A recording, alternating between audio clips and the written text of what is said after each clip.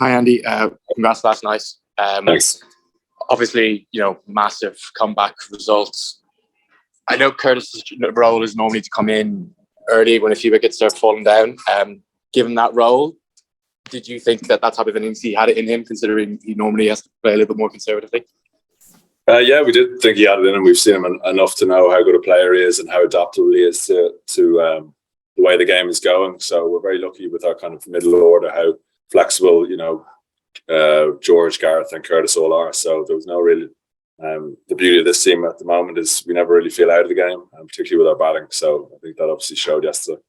Is it a deliberate ploy to have those two guys with two different strengths down the ground and square in at the same time? Not really, no. That was always kind of the order we had in mind. Curtis at 5, George at 6. Obviously, if it gets further down the line and we need really quick runs, we might speak about changing it up. But look, it obviously paid off yesterday. It's not going to always pay off, but we were very fortunate that they produced one of the best partnerships Ireland have probably ever had in T20 internationals. Where does that game rank for you in famous World Cup wins? I mean, obviously, it's not against a test-playing nation, so maybe it's not up there with Bangalore or West Indies 2015. But in terms of the comeback nature of it, it probably seems like it's right up there. Yeah, I think it was just a really good win. I think Scotland are obviously a very good team, and they've got a very balanced team at the moment, and they've got a lot of guys at the kind of peak of their careers. So we knew that when you're playing back to the wall cricket, you have to come out fighting. And I think we did that. I don't know how it ranks.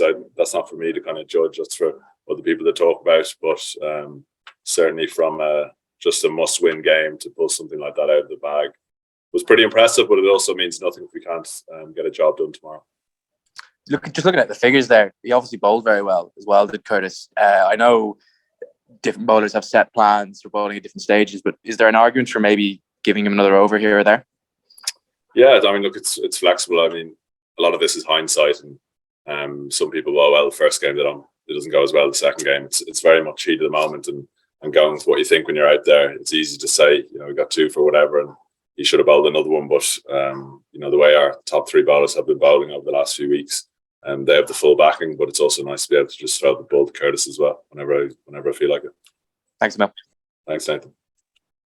Thanks, Nathan. Dean, you can go ahead. Yeah, hi there. Congrats on that win. Looking ahead to the Windies, all or nothing, I guess. Is that the same attitude you have to take into this match as you did against Scotland? Yeah, absolutely. I mentioned it's kind of back to the wall cricket, and I think all 4 teams are going to be playing that tomorrow. There's obviously a lot of pressure on West Indies coming in as probably the group favourites and maybe starting slower than they would have liked. But I think we know each other pretty well. We've played quite a bit of cricket against each other, mainly 50 over cricket, but it'll certainly be a big challenge for us tomorrow. But I think the confidence we got from yesterday will hopefully show tomorrow. And it's a really exciting place to be, particularly after that first game, to be able to sit down tomorrow and say, if we win, we're through.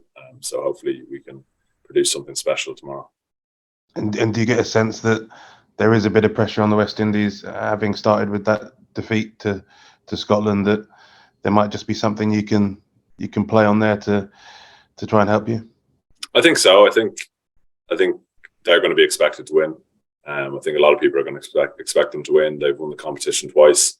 They've got some hugely experienced T20 players, but we're a good team in our own right too, and we've played some pretty good cricket. And for us to be successful in this competition, we're going to have to play good cricket, and that starts tomorrow. And like I said, there's some real confidence in the group now after yesterday. That was just really special to be there and be part of, and to have friends and family there. It's just kind of lifted the group even further. So, like I said, it'd be disappointing if we couldn't back it up tomorrow, because if we don't back it up, we'll be on the plane on Saturday.